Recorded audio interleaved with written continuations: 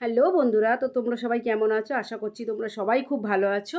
আর আমিও মোটামুটি আছি, ভালোও আছি, আবার বলতে পারো খারাপ, এই দুটো মিলিয়েই আছি। তো এতদিন তো খারাপই ছিলাম, আজকে একটু একটু ভালো আছি, একটু আশার আলোও জেগেছে। তো কিসের জন্য ভালো আছি, কিসের জন্য আশার আলো জেগেছে, তোমাদেরকে ওইটাই শেয়ার করব। এই চায়ের কাপ হাতে নিয়ে মানে বলবো, গল্প না কিন্তু এটা জীবনে মানে আমাদের সাথে ঘটে যাওয়া একটা খারাপ মুহূর্ত বলতে পারো, ঘটনাও বলতে পারো। এখন বাজে হচ্ছে সন্ধ্যে 7:30। আমি এসছিলাম 7:30 না 7:40 হতে যায়। তো আমি এসছিলাম, আমি গেছিলাম এক জায়গায়, কোথায় গেছিলাম, কি কারণে গেছিলাম, ওই ঘটনাটাই একটু তোমাদেরকে বলবো। তোমরা একটু প্লিজ আমার মনোযোগ দিয়ে আমার কথাগুলো একটু শোনো। একদিন, একদিন না, ঠিক জুন মাসে 5 তারিখে হঠাৎ খবর এলো যে বাবা 2-3টে সিঁড়ির থেকে, বেশি না, জানো তো বন্ধুরা, বেশি না, 2-3টে সিঁড়ির থেকে বাবা পড়ে গেছে। আমার বাবা বাড়িতে, তার আগে বলে নিই, আমার বাপের বাড়িতে আমার মা, বাবা, 2 ভাই, ভাইয়ের বউ, ভাইপো, ভাইঝি থাকে।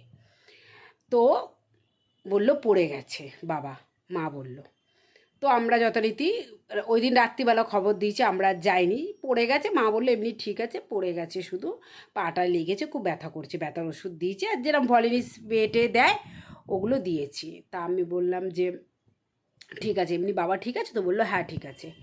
তো সকালবেলা মা বলছে যে আন্টি, বাবা তো উঠতেই পারছে না। তা আমি বললাম ঠিক আছে, লেগেছে তো, মানে আমার বাবার বয়স হচ্ছে 51, হ্যাঁ 61 বছর, 51 বছর, সরি, 61 বছর। তো আমি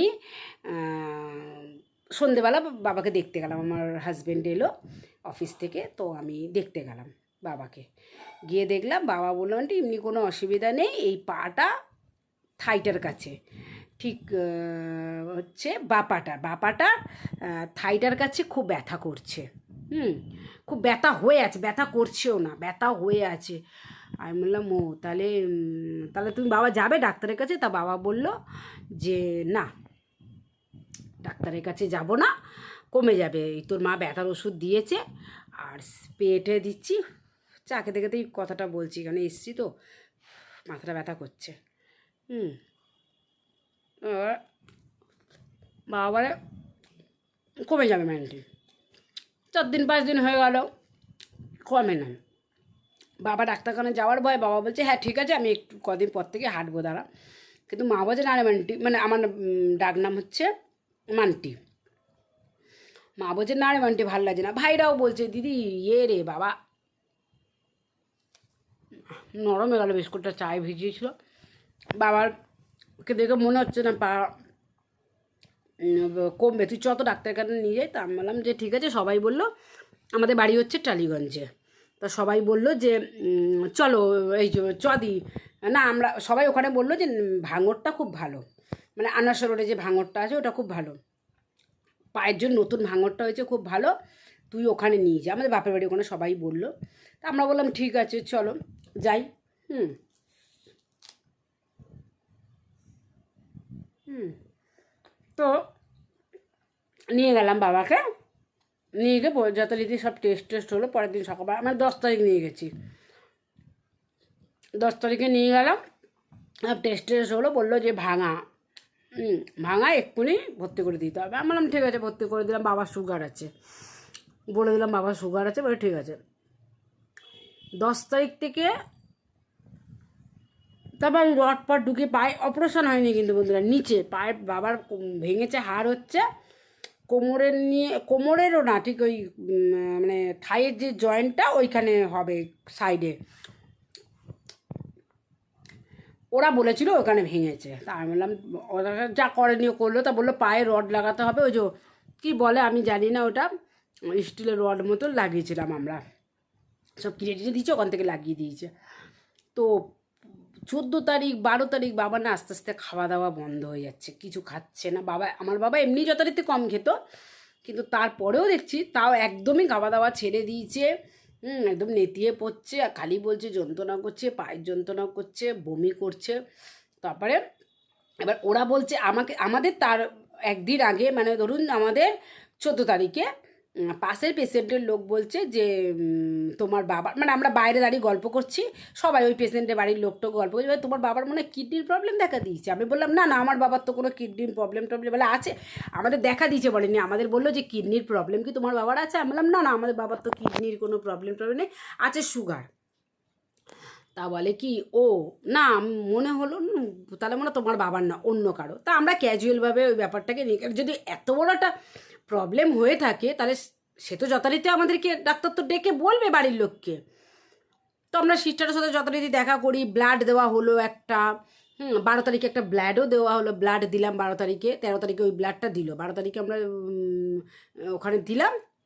হ্যাঁ, 13 তারিখে বাবাকে দেওয়া হলো, ব্লাড ছিল না শরীরে, সব কিছু হচ্ছে। তা ডাক্তার ডেকে বলবে না। এবার 15 তারিখে আমাদেরকে হঠাৎ সিস্টার ডেকে বলছে যে তোমরা ডাক্তারের সাথে কথা বলেছো? আমরা বললাম না, আমরা তো কথা বলিনি, এমনি এমনি কথা বলেছি ব্লাড দেওয়া নিয়ে দেওয়া নিয়ে, আর পায়ের ব্যাপারে যা আগে কথা বলেছি। আমি রাত্রি 9টায় বাবাকে খাইয়ে দাইয়ে 9:30 আসতাম, ভাই যেত সকালবেলা, তারপর আমার বর, আমি বিকালবেলা যেতাম, মানে সবাই যথারীতি যাওয়া আসা হচ্ছে, যেহেতু বাবা খাচ্ছিল না, খাইয়ে দিতে হচ্ছিলো, এখনও দিতে হয়।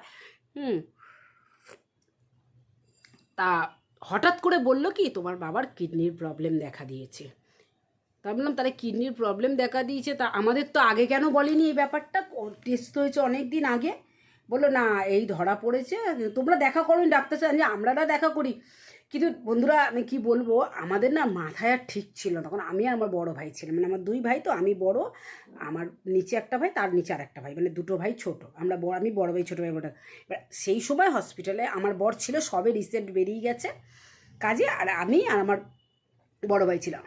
আমার বড় ভাই না, মানে আকাশ থেকে মানে মানে পড়ে না, যেটা ধবাস করে, মানে মাথার ওপরে আকাশ ভেঙে পড়ে এইরকম অবস্থা হয়েছে। দুজনে তো খুব কান্নাকাটি করছি, বলছে কিডনির অবস্থা খুবই খারাপ, খুবই খারাপ। তা বললাম এখন করণীয়, আমি তখন বললাম যে আমার ভাই বলছে দিদি তাহলে কী করবো, আজ কী করবো, মানে এক্ষুনি ট্রান্সফার করবো। আমার আর মাথা কোনো ইয়ে নেই যে আমি এই হসপিটালে রাখবো না। আমি এমনি বাবাকে এই হসপিটালে আমি কোনো দিন দেখাইনি, এই ফার্স্ট দেখিয়েছি।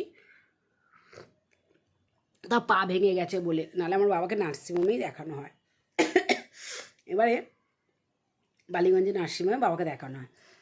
এবারে কি হয়েছে, এবারে তখন সঙ্গে সঙ্গে আমরা বললাম না, আমি ট্রান্সফার করবো, কোনো কথা আমি শুনবো না। হ্যাঁ ট্রান্সফার করুন। তো লেটার ফেটার দিল। তারপর ও কী করলো, আমার বরকে ফোন করলো, আমার ভাই, যে আমি চলে আসো তাড়াতাড়ি, এরম এরম ব্যাপার, তুমি তাড়াতাড়ি আসো, নাহলে আমার বর নাহলে কেউ সামলাতে পারবে না। আমরা তো কী দেখে দিই পাগল হয়ে যাচ্ছি, নিচে বসে টসে একা একা, যে আমরা তো ভেবেছি বাবাকে হারিয়েই ফেলবো। কেন বলছে কিডনির অবস্থা খুবই খারাপ। অ্যাম্বুলেন্স ভাড়া করলাম, সেই অ্যাম্বুলেন্সের তো কী চাহিদা, যেহেতু মানে এমার্জেন্সি আছে। তারপরে তোমার হচ্ছে যে এমার্জেন্সির থেকে তারপরে ওই কান্নাকাটি করছিলাম, ওইসব দেখে আরও বেশি চাইছে। তো চাইছে আমাদের আর মাথার দিক নেই, যা চাইছে তাতেই এখন আমরা উঠবো। উঠে যেখানে বাবাকে দেখাই বালিগঞ্জ নার্সিংহোম, ওখানে নিয়ে গেলাম। ওই নার্সিংহোম বললো যে না আমাদের মানে ডাক্তার চেনাশোনা করে, তো আমরা খুবই কাঁদছি। ওখানে গিয়েও আমাদের মানে নাছর বান্দার, বাবা খুব কষ্ট পাচ্ছে, পায়ে যন্ত্রণায়।